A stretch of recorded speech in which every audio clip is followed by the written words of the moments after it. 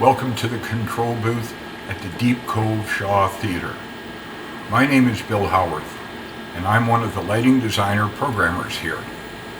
My job is to decide on how the stage will look during a show and to create all of the lighting commands that will be used by the operator during the run of the show. Sound for a show is also operated from the booth but won't be part of this video. So, let's get started by introducing you to the main components of the lighting system. The heart of the lighting system is our control board, right here. There are a number of lighting board manufacturers in the world, but this particular one is made by an American company, Electronic Theater Arts, or ETC.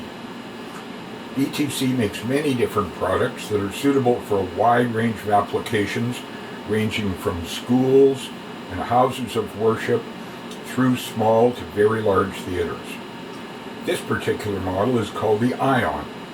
It's computer driven and, in my opinion, it's perfect for a medium-sized theater like ours.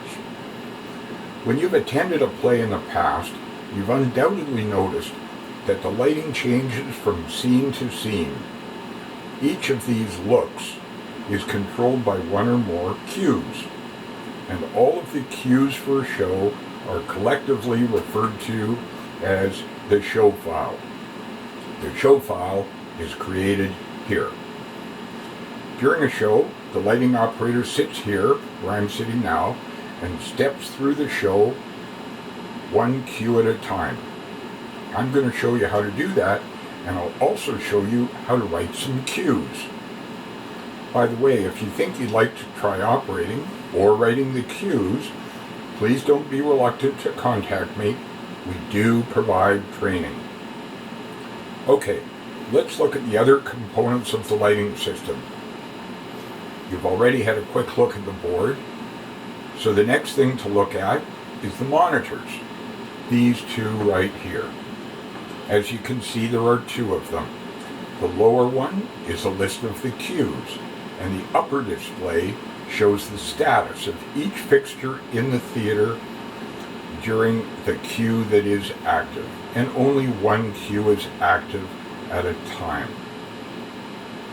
We'll come back to this in a minute, and we'll also write some cues. Here's a small thing that's useful to know. Hidden behind the upper monitor is a switch that you likely can't see, but you'll have to take my word for the fact that it's present. It controls what we call the work lights in the theater. The work lights are the lights that are on when we aren't running a show. If you look through the window here on your left, you can see that there is some light on in the theater. I'll turn that light off right now.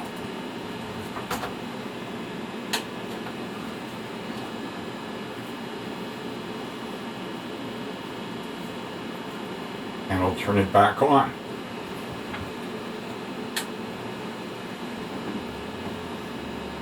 We don't use those lights during a show because they're quite harsh, they don't allow for any creativity, and they don't dim. They're either on or they're off. During a show, the doors to the booth are closed, so we won't disrupt the show, but we still have to hear what's going on. The audio monitor, right here, allows us to hear what is happening on the stage. Up in a corner where you can't see it is an area that contains our dimmers. These dimmers receive commands from the lighting board and then adjust the light levels associated with all of our conventional fixtures. Conventional fixtures are much like your lights at home, but much larger. Their brightness can be controlled by regulating the amount of current they receive. LEDs are not like that, and so they have to be treated separately. And we have both kinds of lights. Okay, let's create some cues. First, we're going to turn off the work lights so that we can see the results of our effort. Remember that all we have to do is to flip the switch behind the upper screen and it'll go black. Like that. Now it's completely black in the theater. When you walk into a theater before the beginning of a show, there is some light on, so you can see your way to your seat. And usually, there's also some light on the stage, so you can get some insight into what the set looks like.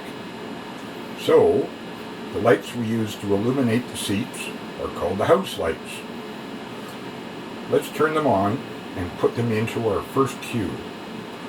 For audience entrance and exit, we found that running the house lights at 70% of their maximum is about right. Not too bright and not too dim. Before we set the house lights to 70%, I should explain that we need a way to refer to each fixture, including the house lights. This is called its channel number. We assign these numbers before programming the show, and I've done this already for the show we're going to light. The channel numbers for the house lights in Deep Cove are 151 through 157. Therefore, when we refer to channel 151, for example, the board knows that we're referring to the house lights. Now, let's set the house lights to 70%. 151 through 157 at 70%. Enter. And on the screen you can see in the bottom right hand corner that there is now a number associated with each of those channels. Now we want to record that as cue number 20 so that it can be used by the operator in the future. So we'll type record cue 20, enter. The next thing we will do is to add some light to the stage so the audience can see the set. The lighting designer has said that during pre-show, while the audience is coming into the theater, the lights on the stage should be house at 70%, and we did that already, and 6 through 30 at 55%. We'll do that now. Since we're already in cue 20, all we have to do is 6 through 10 at 55. And on the left of your screen, you should see that more light came on in the theater. Now, cue number 20 looks exactly the way it's supposed to, and we'll record it so that it will be available whatever the operator wants that look. All we do is say record, enter. Okay, now let's build the next cue. The only change we have to make from the current look is to reduce the house lights to 35% from where they currently are. So all we have to do is 151 through 157 at 35%, being half of 70%, and the house lights will dim. Like that. Now let's record that as cue 21. So all we say is record cue 21, enter. Now what we did was we saved that. For the next cue, we're supposed to turn all the lights off. So let's do that. We have 6 through 10, plus 151 through 157, and we say out, and boom, it's black. So now we have to record that as cue 22. So we'll say record cue 22, enter, and that's done. That's it. That's how you create cues in a show file.